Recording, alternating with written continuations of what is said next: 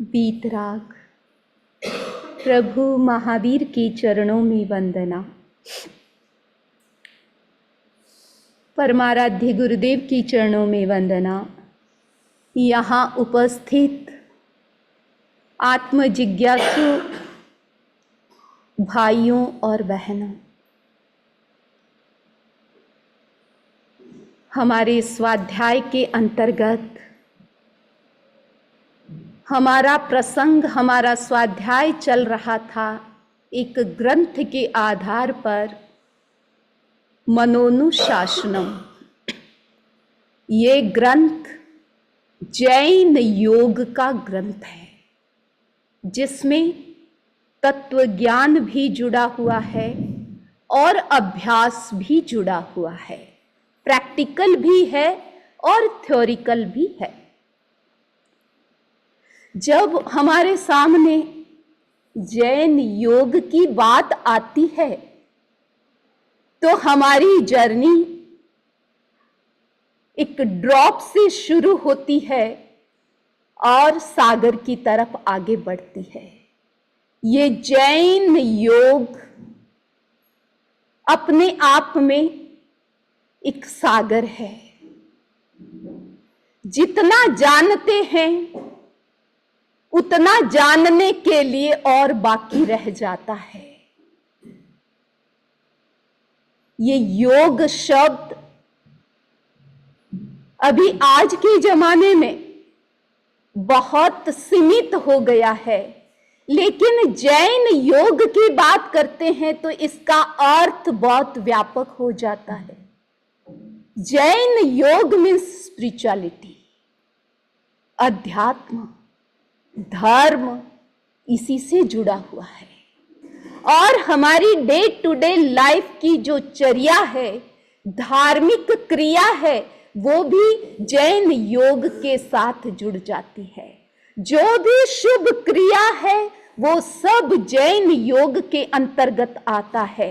जो कुछ हम ऐसी क्रिया करते हैं जो हमें स्वयं से कनेक्ट करती है, आत्मा से कनेक्ट करती है, प्योरिफिकेशन से जोड़ती है, परमात्मा से जोड़ती है, मुक्ति की तरफ आगे बढ़ाती है, वो सारी क्रियाएं योग के अंतर्गत आ जाती है।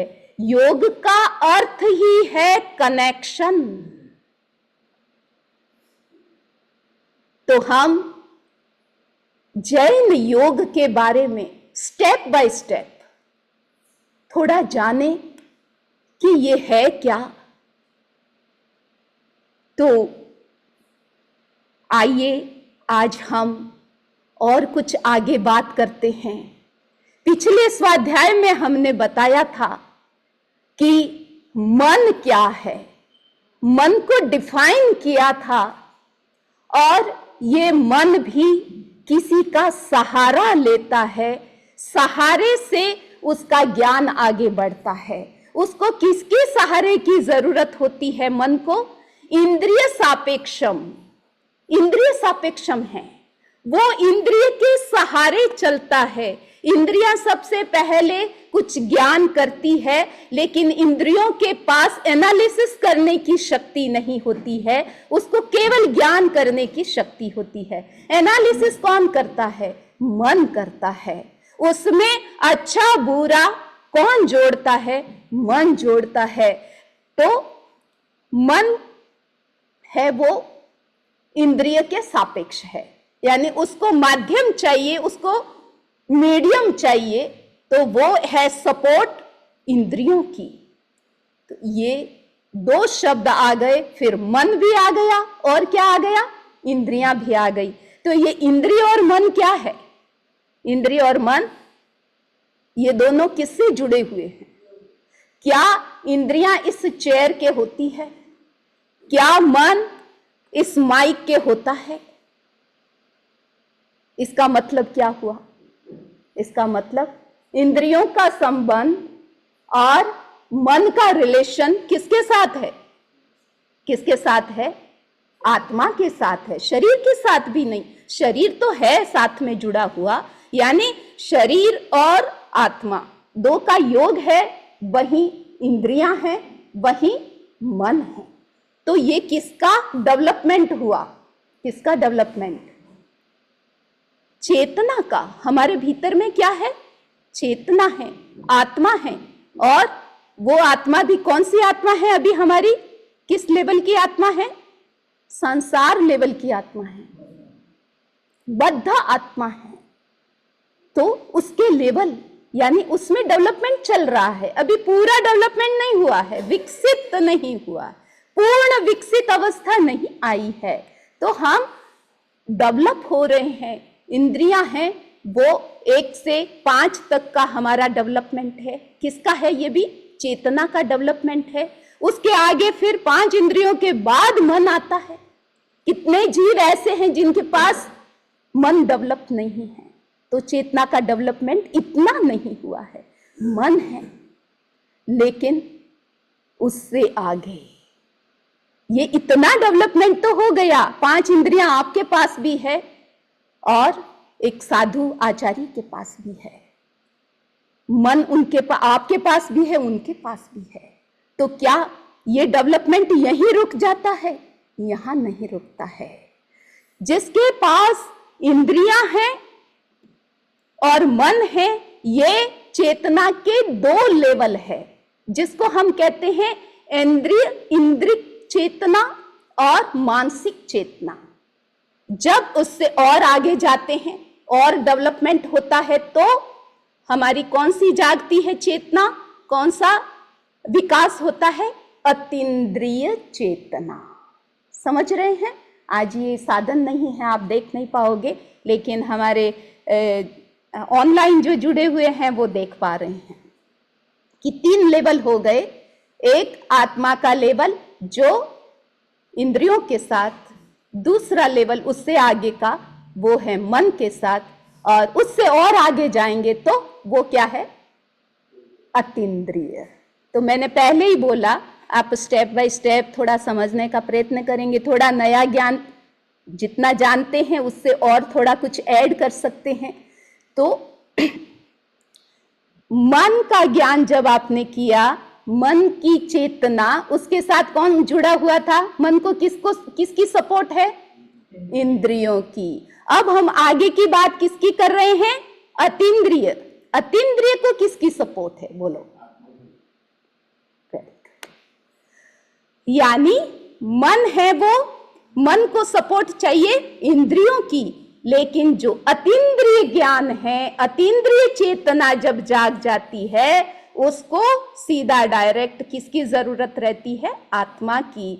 जो डायरेक्ट आत्मा के साथ जुड़ जाता है, उस डेवलपमेंट को या उस चेतना के लेवल को, वो कॉन्शियस का जो लेवल है, उसको कहते हैं अतीन्द्रिय ज्ञान, जिसको आप 6 सेंस का ज्ञान कहते हैं। ठीक है? तो ये ज्ञान, ये डायरेक्ट ज्ञान आत्मा से जुड़ जाता है। तो अब मैं आपसे पूछना चाहती हूं कि अब आत्मा की बात आ गई, मन की बात तो चली गई कि मन की हमने चर्चा पहले की थी, अब आत्मा आ गई। तो आत्मा क्या है? सिंपल लेवल पर आपको उसको भी परिभाषित करना होगा कि आत्मा क्या है। जब आप आत्मा के बारे में कोई पूछे कि आत्मा क्या है, तो आप क्या बताओगे? क्या है आत्मा?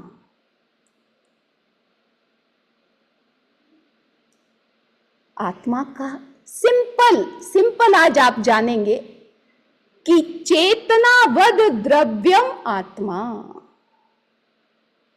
चेतनावद द्रव्यम आत्मा। चेतनावान द्रव्य का नाम है आत्मा। क्या है? आप रिपीट करेंगे? चेतनावान द्रव्य का नाम है आत्मा। तो द्रव्य कितने तरह के हो गए? इसका मतलब एक चेतनावान है, तो और कौन सा द्रव्य है फिर? बोलो, आपकी तरफ से आना चाहिए। एक चेतनावान द्रव्य हो गया, तो फिर उसका अपोजिट क्या होगा? तो एक अचेतनावान द्रव्य भी है जिसमें चेतना नहीं है। ठीक है? तो इसका मतलब क्या हुआ कि दुनिया में कितने द्रव्य हो गए? ठीक है, अगर सिंपल भाषा में संक्षिप्त में बोले टूक में, तो कितने हो गए? 2 द्रव्य है। 2 द्रव्य, एक अचेतनावान और एक चेतनावान। तो आत्मा क्या है? आत्मा भी द्रव्य ही है, लेकिन क्या है, कैसी है? चेतनावान द्रव्य। जो भी है, छोटा है द्रव्य कि बड़ा है कि बद्ध है कि मुक्त है कि कुछ भी है, जिसके साथ चेतना जुड़ी हुई है, जिस द्रव्य के साथ, वो सारी क्या है? क्या है? बोलो, क्या है? जिसके साथ चेतना जुड़ गई वो क्या है? आत्मा। मिलाओ मत। चेतनावान द्रव्य क्या है? चेतनावान द्रव्य क्या है? और अचेतनावान द्रव्य क्या है? पुद्गल। और भी अचेतनावान द्रव्य और भी है, जो धर्मास्तिका या धर्मास्ति, उसमें नहीं जा रही हूं मैं। सिंपल आज आत्मा के साथ आए हैं हम आज आत्मा की बात कर रहे हैं। और आत्मा की बात आपने वर्षों से सुनी भी है, सुनते आए हैं, आप परिचित है आत्म शब्द से। लेकिन ये जब शब्द आया है तो मैं आपको यहाँ पर, हम जैन योग के साथ जब ये आत्म शब्द आया है तो आप सब इसको किस तरीके से समझें, क्योंकि ये एक ऐसी बात है जो व्यक्ति समझते हुए भी, जानते हुए भी अनजान बन जाता है। कैसे बनता है? जैसे एक मिट्टी का बर्तन है, उसको हम क्या कुल्हड़ बोलते हैं, घड़ा है जिसमें घी डालते हैं, मक्खन डालते हैं, दही डालते हैं, छाछ डालते हैं। तो आप क्या बोलते हैं? आप क्या बोलते हैं? कुछ लाना होता है, रूम से लाना है, तो आप क्या बोलोगे? घी का घड़ा ले आओ। क्या बोलोगे? घी का घड़ा। जिसमें घी है उसको आप बोलोगे घी का घड़ा ले आओ। और अगर हाथ से चूक जाता है तो क्या बोलोगे? मिट्टी का बोलते हो कि घी का घड़ा फूट गया। व्यवहार में तो ऐसे ही बोलेंगे, घी का घड़ा था, वो मेरा हाथ से छूट गया। ठीक है, तो बोलने में ऐसा ही आता है। दूसरा उदाहरण है कि आपका घर है, आपकी पूरी फैमिली है, तो आप क्या बोलोगे? ये मेरा घर है, ये मेरी फैमिली है। ठीक है, घड़ा मिट्टी का है, फिर भी आप क्या बोलते हो? घड़ा घी का है। जो घर है वो घर के स्थान पर है, जो फैमिली मेंबर्स है वो इंडिविजुअल भी है, लेकिन फिर भी आप क्या बोलते हैं? ये घर मेरा है और ये फैमिली मेरी है। इतनी बात समझ में आ गई? इसी तरह हुआ क्या हुआ? जैसे घड़े में घी होता है और आपने घी का घड़ा बना दिया, वैसे ही ये आत्मा इस शरीर में रहती है, तो इस शरीर को भी आपने आत्मा बना दिया। समझ रहे हैं? समझ रहे हैं? जैसे घड़े में घी था तो घी का घड़ा आपने कह दिया, इसी तरह भूल कहाँ हुई कि इस शरीर में आत्मा थी, तो इस आत्मा को, शरीर को नहीं, आत्मा को ही शरीर मान लिया।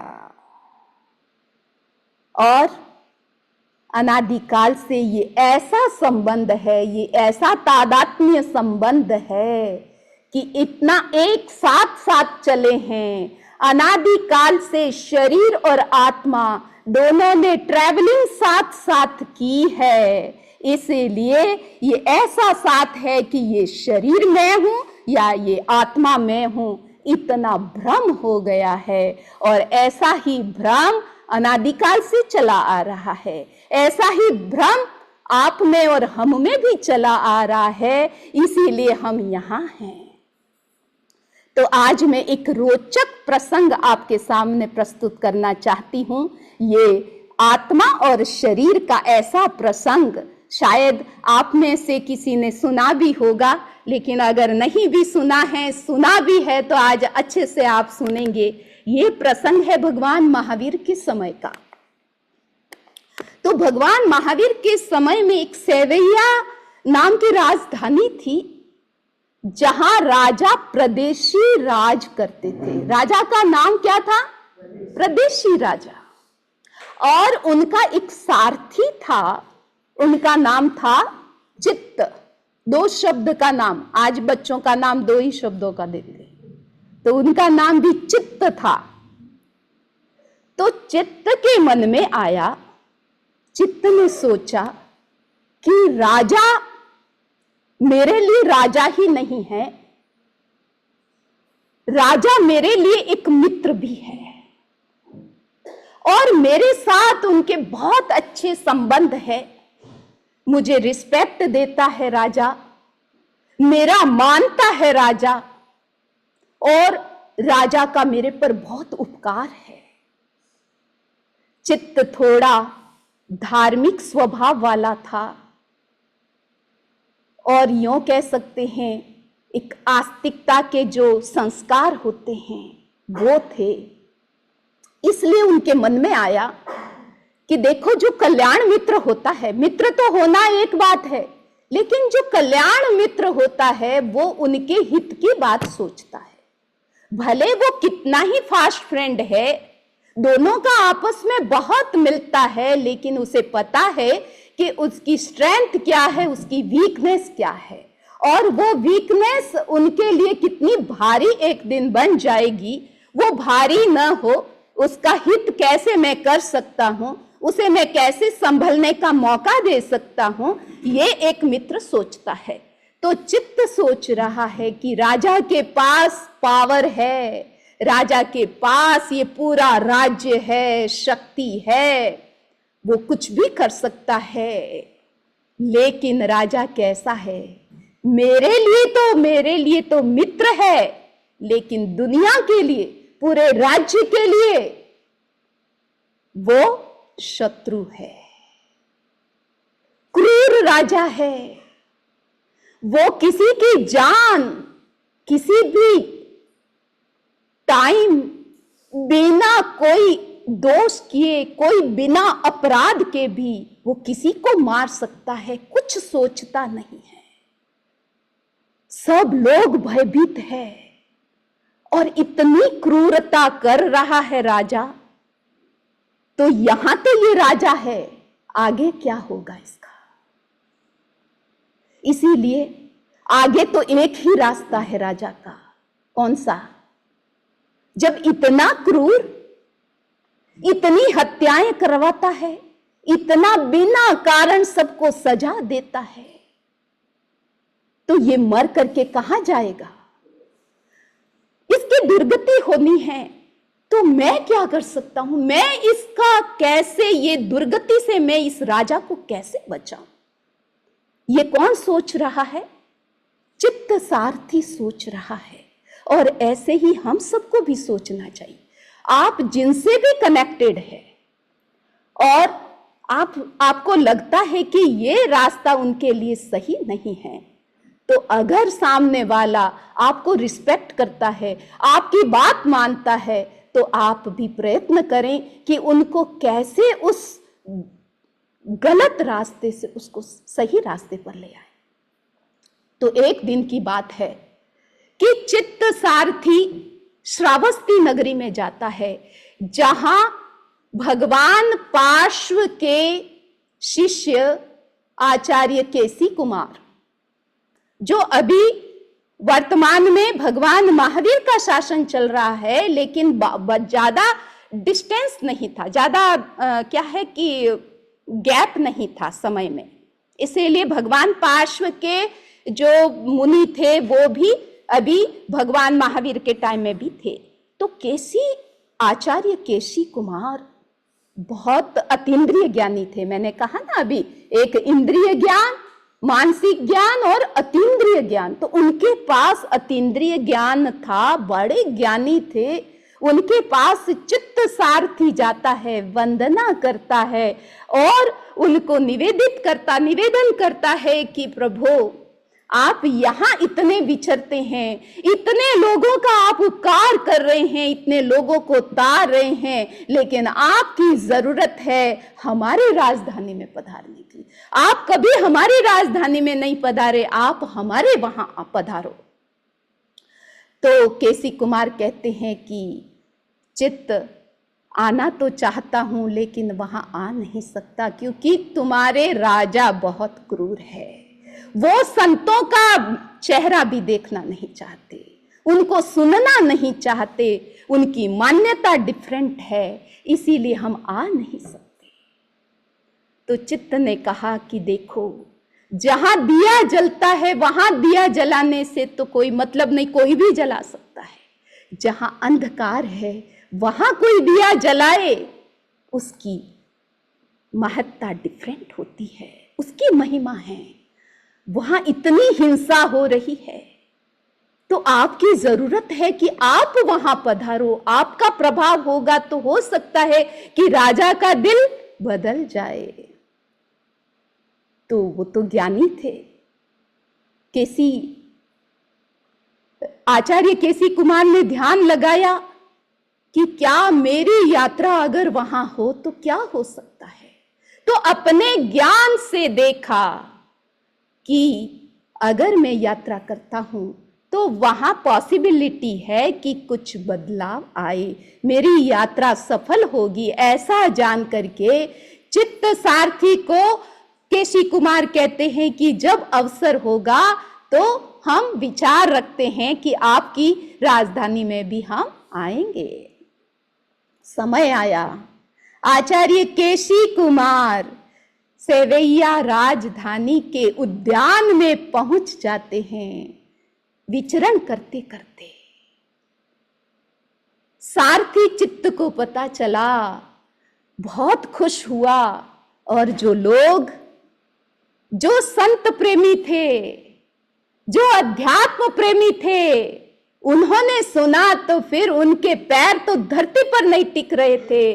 उन्होंने अपनी नजरों से कभी संतों को देखा नहीं, संतों की वाणी सुनी नहीं। जैसे ही सुना कि संत पधारे हैं तो उनको तो लगा कि बस धरती पर स्वर्ग आ गया है। तो सारे लोग दौड़ करके कहां पहुंचे हैं? केसी कुमार के सानिध्य में, उनकी उपासना करने के लिए, उनकी वाणी सुनने के लिए सब पहुंच गए हैं। अब चित्त सारथी के मन में आ रहा है कि लोग सब लाभ ले रहे हैं और मेरे निवेदन पर गुरुराज यहां पधार गए हैं, लेकिन मैं राजा को कैसे ले जाऊं? काम तो किससे था? किससे था? राजा से था कि राजा का काम हो, राजा का हृदय बदले। अब राजा को ऐसे डायरेक्ट कहें कि चलो तो वो जाएगा नहीं, जाएगा भी नहीं और संतों को भी रहने नहीं देगा, उनको भी आदेश दे देगा कि हमारी नगरी में नहीं रहना है। तो क्या होगा? तो ऐसी स्थिति आती है, तब आप एक युक्ति से काम लेते हैं, ट्रिक से काम करते हैं कि काम भी हो जाए। और तो चित्त सारथी राजा के पास पहुंचा और कहा, राजन, आपने मुझे 4 घोड़े दिए थे, उनको ट्रेंड करना था, मैंने सब घोड़ों को ट्रेंड कर दिया है। अब आप उसकी एग्जामिन ले लीजिए कि वो ट्रेंड हुए कि नहीं हुए, और कब लेंगे। तो राजा तो वो क्या है कि घुड़सवारी का प्रेमी था। हाँ, तो राजा ने कहा कि आज ही चलते हैं, घोड़ों को ले लो, अपन चलते हैं। तो राजा तो तैयार हो गए।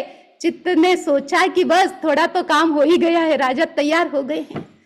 तो घोड़े साथ ले लिए और घोड़े अच्छी तरीके से सवारी, उन पर सवार होकर के आगे से आगे जा रहे हैं। और ऐसे अच्छे घोड़े जो होते हैं, संस्कारी घोड़े होते हैं, वो इशारे से चलते हैं। थोड़ा सा इशारा किया कि इस डायरेक्शन में जाना है तो वो उस डायरेक्शन में जाते हैं, थोड़ा सा खींचा तो रुकना है तो रुक जाते हैं। ऐसे सुशिक्षित घोड़े।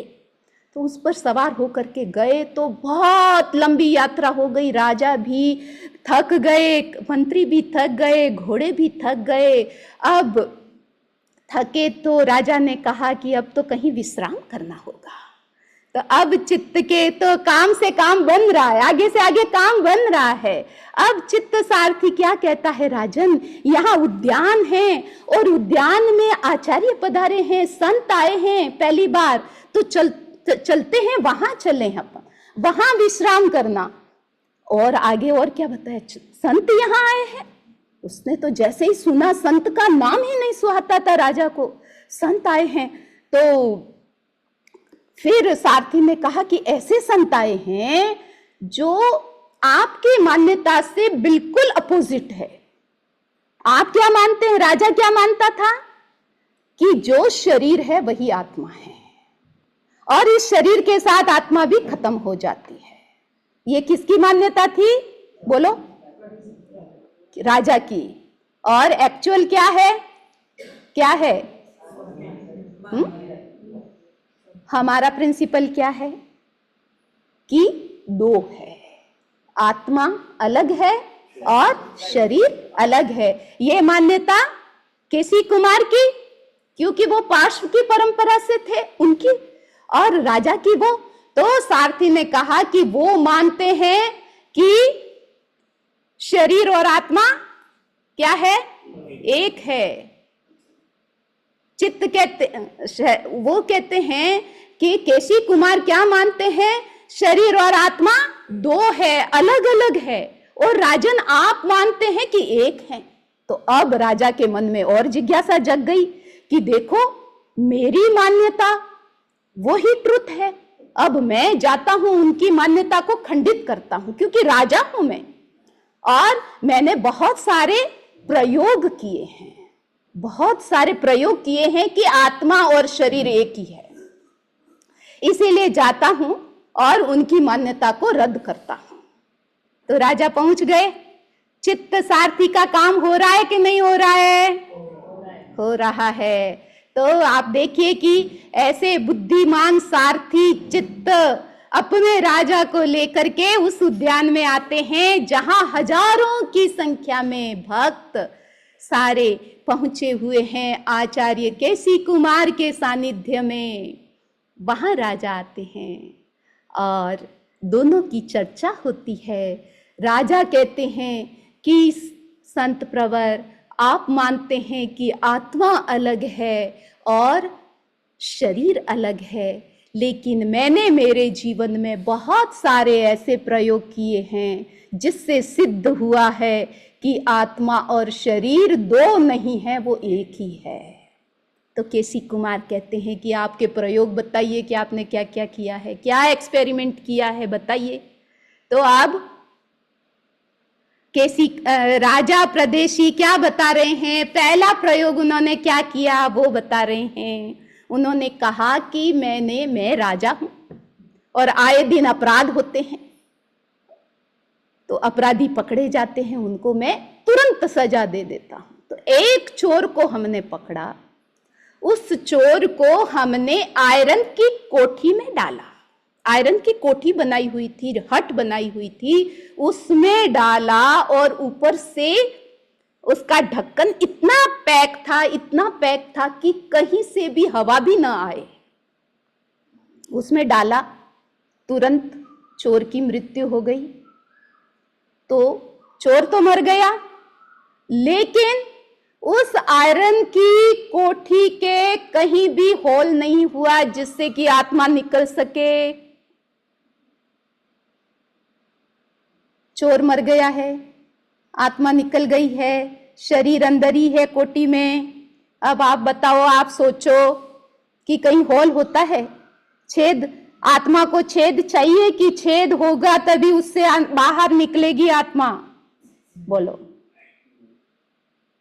तो आपकी क्या मान्यता, आप क्या सोच रहे हैं? प्रदेशी राजा कहते हैं कि उसमें कोई छेद नहीं हुआ जिससे कि आत्मा अंदर से निकली हो। तो इसका मतलब क्या? इसका मतलब हुआ कि शरीर और आत्मा एक ही है। जैसे शरीर खत्म हुआ, आत्मा भी अंदर खत्म हो गई। ठीक है, ये किसका था लॉजिक? राजा का। आपका है क्या ये? अब केसी कुमार ने कहा, केसी कुमार बड़े ज्ञानी हैं और केसी कुमार सोच रहे हैं कि राजा जो इंद्रियों के लेवल पर, एक ग्रॉस लेवल की इनकी बुद्धि है, इनके जो एक्सपेरिमेंट है वो बहुत सूक्ष्म नहीं है, इनकी बुद्धि भी ज्यादा सूक्ष्म नहीं है। इन्होंने जो भी प्रयोग किए हैं वो एक बड़े बड़े धरातल पर, स्थूल धरातल पर किए हैं। इसीलिए मुझे भी इनको समझाना है तो ऐसा ही कुछ एग्जाम्पल दे करके इनको समझाना चाहिए।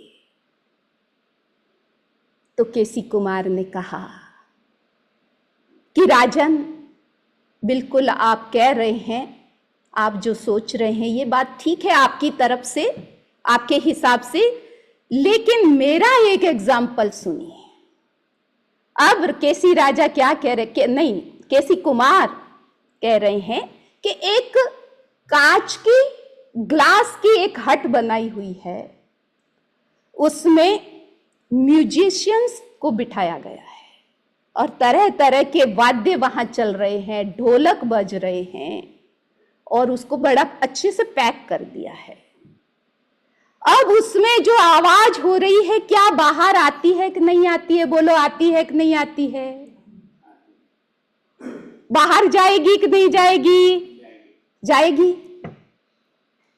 अगर जाएगी तो कांच के हॉल होगा कि नहीं होगा? होगा।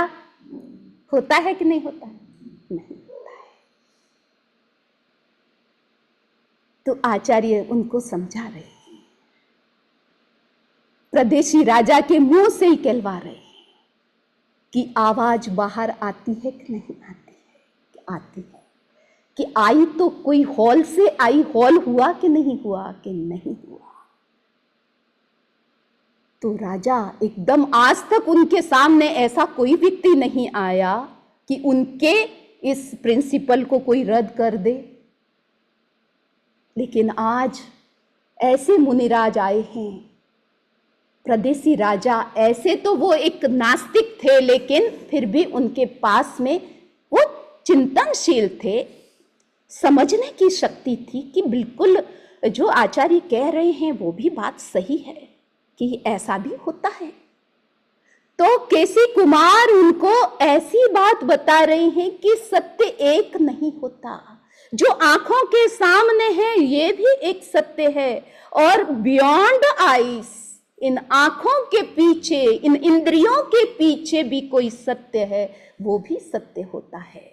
और सत्य की जो डेफिनेशन है, जो रूप है, जो फॉर्म है, वो भी एक जैसे नहीं होते, जो रूल्स है वो भी एक जैसे नहीं होते। एक बच्चा गर्मी से एकदम पसीने में तरबतर हो करके गर्मी में और घर में पहुंचा, पूरा शरीर भीगा हुआ था और धूप में खड़ा हो गया। कहाँ खड़ा हुआ? धूप में। अब माँ ने कहा तू इतना पसीने से भरा हुआ है, धूप में खड़ा हुआ, बीमार हो जाएगा, धूप में क्यों खड़ा है? अरे मम्मी तुम जानती नहीं हो, मैं पसीने को सुखाने के लिए धूप में खड़ा हूं। माँ ने कहा तू पसीना धूप में सुखा रहा है? या तो बेटे ने कहा कि तुम हर दिन तो कपड़े धूप में सुखाती हो।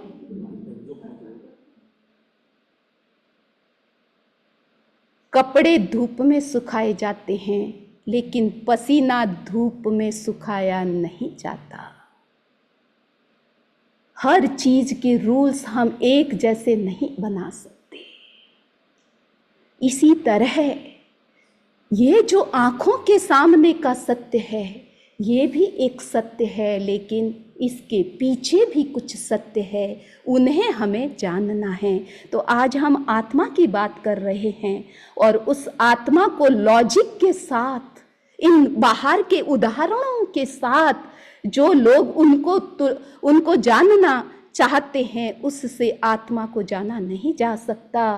तो केसी कुमार उनको समझा रहे हैं कि ये आत्मा जब उससे निकलती है तो वो छेद होने की उनको जरूरत नहीं है, उनके लिए कोई बाधा नहीं बनती। कितनी सॉलिड चीज है, कितनी नहीं है, उसके लिए नो मैटर विद आत्मा।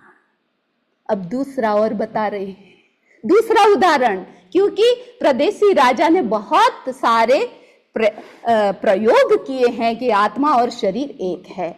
मैं आपके सामने इसलिए रख रही हूं कि हम भी ये मानते हैं, लेकिन अभी तक आपने उसका एक्सपीरियंस किया या नहीं किया। 100% इस शरीर से आत्मा को अलग जाना या नहीं जाना, माना सबने है। आप भी मान रहे हैं, हम भी मान रहे हैं, लेकिन मानना और जानना दो बातें हैं।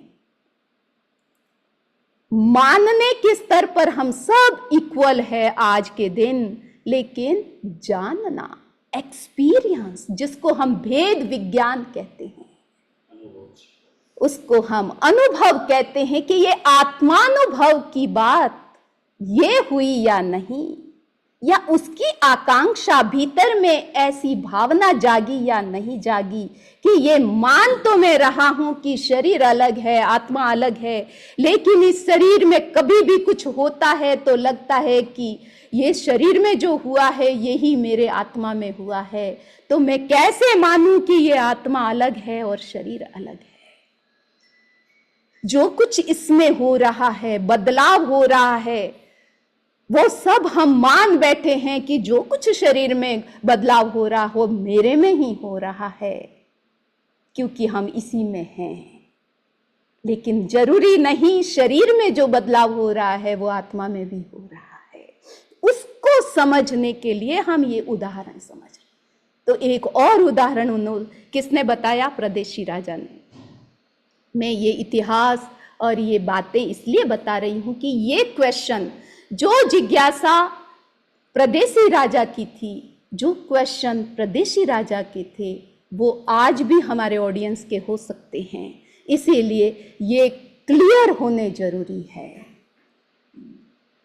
तो प्रदेशी राजा कहता है कि मैंने एक और चोर को पकड़ा, उसको मैंने लोह की कोठी में डाला, उसको पूरा पैक कर दिया। थोड़े दिन बाद देखा तो उसमें जीव ही जीव थे। डेड बॉडी जब ज़्यादा पड़ी रहती है और उसको आप प्रॉपर वे से नहीं रखोगे तो फिर क्या होता है? उसमें जीव पैदा हुए। तो इतने सारे जीव पैदा हुए, तो ये जीव गए कहाँ से? बाहर से कोई छेद करके, पहले बात कौन सी थी? अंदर से बाहर जाना था। अब था कि अंदर ही अंदर जीव कैसे पैदा हो गए? बाहर से तो कोई छेद हुआ नहीं, बाहर से वो अंदर कैसे चले गए? तो राजा सोच रहा है कि अब इसका उत्तर आचार्य के पास नहीं होगा, अब उलझ जाएंगे। ये मेरा लॉजिक बहुत सही है।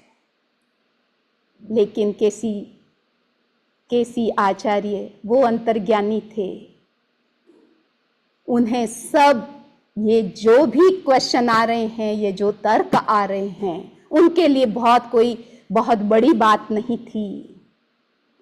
तो उन्होंने कहा, जब लोहार होता है वो क्या करता है? आयरन को तपाता है, और आयरन के बड़े बड़े सॉलिड जो बॉल होते हैं, बड़े बड़े वो क्या होते हैं, जो भी चीजें बहुत सॉलिड होती है वो अग्नि में डाली जाती है, और वो अग्नि को लोहा पकड़ लेता है, और फिर लोहा क्या बन जाता है? लोहा अग्निमय बन जाता है, एकदम फायर, खुद फायर बन जाता है। तो केसी कुमार कह रहे हैं कि लोहे में जब अग्नि गई तो क्या कोई बाहर से छेद हुआ? होता है क्या? नहीं होता है। तो अग्नि को जाने के लिए छेद करने की जरूरत नहीं है। इसी तरह ये जो जीव पैदा अंदर हुए हैं, तो उनके लिए बाहर से छेद हो जरूरी नहीं। कितनी बातें हो गई?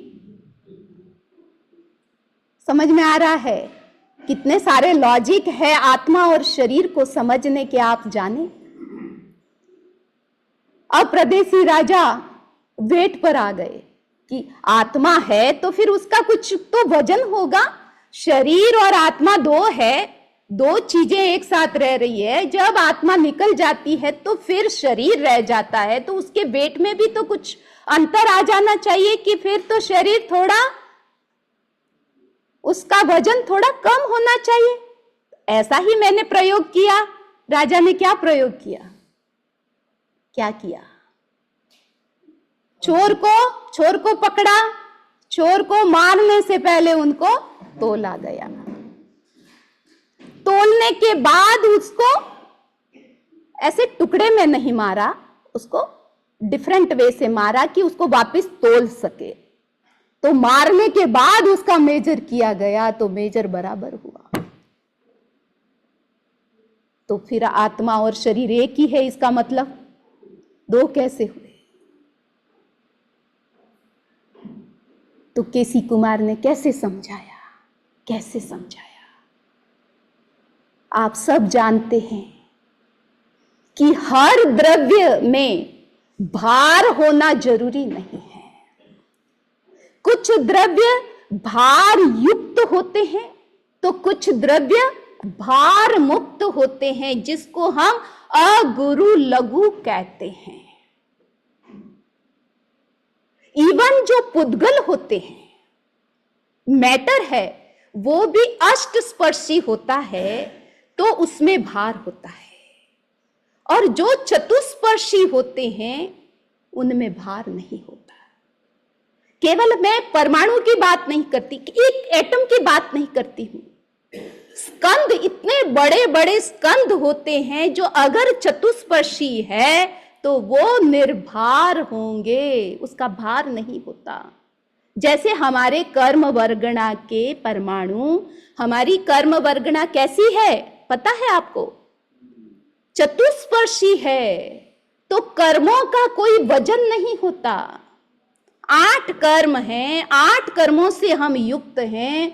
आत्मा और कर्म दोनों का साथ साथ जर्नी चल रही है, संयोग चल रहा है, लेकिन कर्मों का कोई भार नहीं है। क्योंकि भार कब होता है? जब 8 स्पर्श होते हैं। समझ रहे हैं?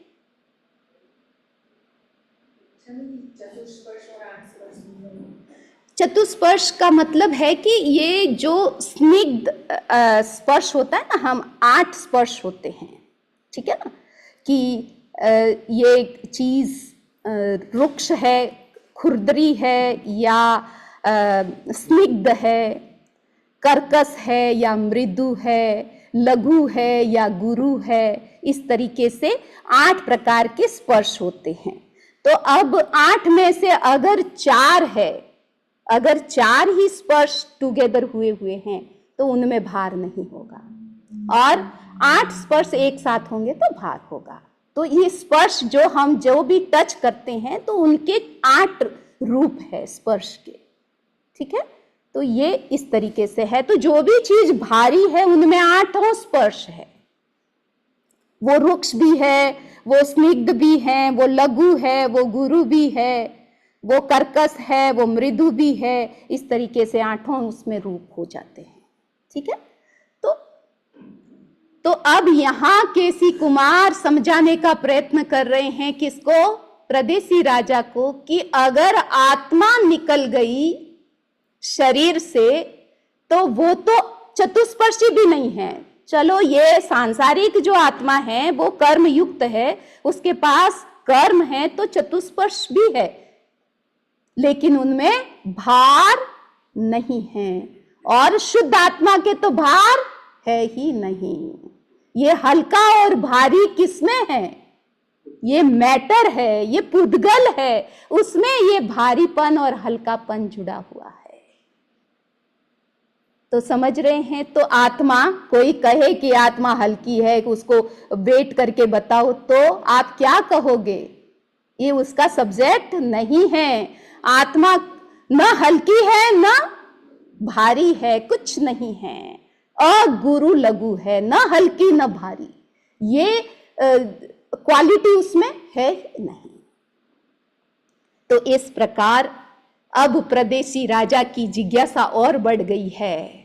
उनको पहली बार कोई गुरु मिले हैं और उनके भीतर में, क्योंकि वो आत्मा को मानता ही नहीं था, वो क्रूर क्यों था?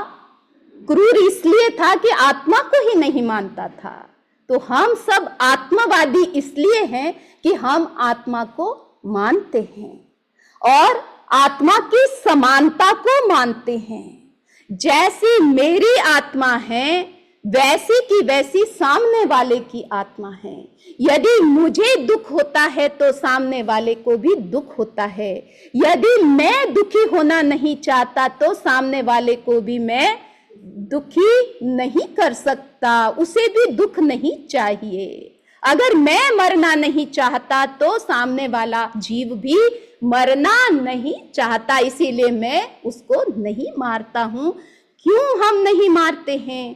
क्यों हम दया करते हैं? क्योंकि हम जीव के अस्तित्व में विश्वास करते हैं और जीव की समानता में विश्वास करते हैं कि सारे जीवों की जो कॉमन क्वालिटी है वो समान है, उसमें विश्वास करते हैं। तो केसी कुमार आचार्य और प्रदेशी राजा तो दोनों, और सब्जेक्ट क्या है? शरीर और आत्मा।